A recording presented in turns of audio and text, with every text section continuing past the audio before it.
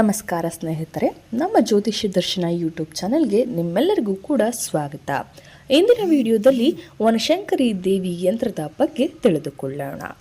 ಎಲ್ಲದಕ್ಕಿಂತ ಮೊದಲು ನಾವು ಈ ಒಂದು ಯಂತ್ರದಿಂದ ಏನೆಲ್ಲ ಉಪಯೋಗಗಳನ್ನು ಕಂಡುಕೊಳ್ಳಬಹುದು ಎಂಬುದನ್ನು ಮೊದಲಿಗೆ ನೋಡೋಣ ಬನ್ನಿ.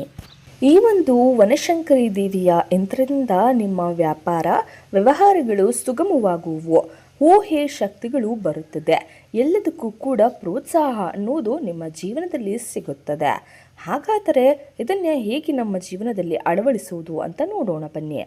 ಬಂಗಾರದ ತಗಡಿನ ಮೇಲೆ ಯಂತ್ರವನ್ನು ಬರೆದು ಅಧ್ಯಾಯ 10ರವರೆಗೆ ತಿಳಿಸಿರುವಂತೆ ಪೂರ್ವ ಪೂಜೆಗಳನ್ನು ಮಾಡಿ ಸಾಧಕರು ದರ್ಭಾಸನದ ಮೇಲೆ ಕೆಂಪು ರೇಷ್ಮೆ ವಸ್ತ್ರವನ್ನು ಹಾಸಿ ಪೂರ್ವಾಭಿಮುಖವಾಗಿ ಕುಳಿತು ಯಂತ್ರಕ್ಕೆ ಕೆಂಡ ಸಂಪಿಗೆ ಬಿಳಿ ಸಂಪಿಗೆ ಹೂಗಳಿಂದ ಶ್ರೀ ಲಲಿತಾ ಸಹಸ್ರನಾಮಾರ್ಚನೆಯನ್ನು ಮಾಡಿ ಧೂಪದೀಪಗಳನ್ನು ತೋರಿಸಿ ನಂತರ ಹೆಸರು ಕಾಳು ಹಾಕಿದ ಅನ್ನವನ್ನು ತುಪ್ಪ ಕಾಳುಮೆಣಸಿನ ಪುಡಿ ಸೇರಿಸಿ ಕೊಬ್ಬರಿ ಹಣ್ಣು ಜೇನು ಹಾಲು ಸೇರಿಸಿ ನಿವೇದಿಸಿ ನಂತರ ಮೇಲಿನ ಯಂತ್ರವನ್ನು 8 ದಿನಗಳ ಕಾಲ 12,000 ಬಾರಿ ಜಪಿಸಬೇಕು.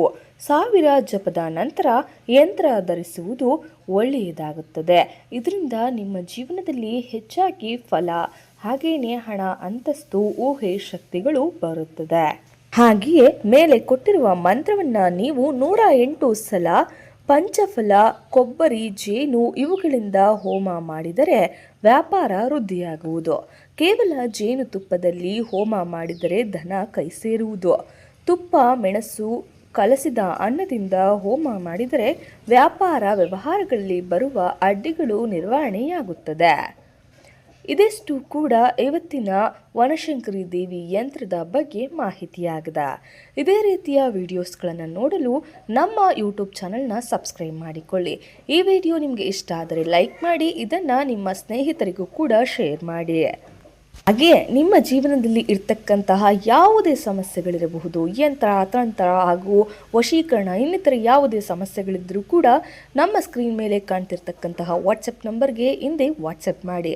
ಇದರಿಂದ ನಿಮ್ಮ ಎಲ್ಲ ಸಮಸ್ಯೆಗಳಿಗೂ ಕೂಡ ಪರಿಹಾರ ಸಿಗುತ್ತದೆ. ಹಾಗೆ ಇದುವರೆಗೂ ನಮ್ಮ ವಿಡಿಯೋವನ್ನು ತಾಳ್ಮೆಯಿಂದ ಪೂರ್ತಿ ಕೊನೆವರೆಗೂ ನೋಡಿದ್ದಕ್ಕಾಗಿ ನಿಮ್ಮ ಪ್ರೀತಿಗಾಗಿ ಅನಂತ ಧನ್ಯವಾದಗಳು.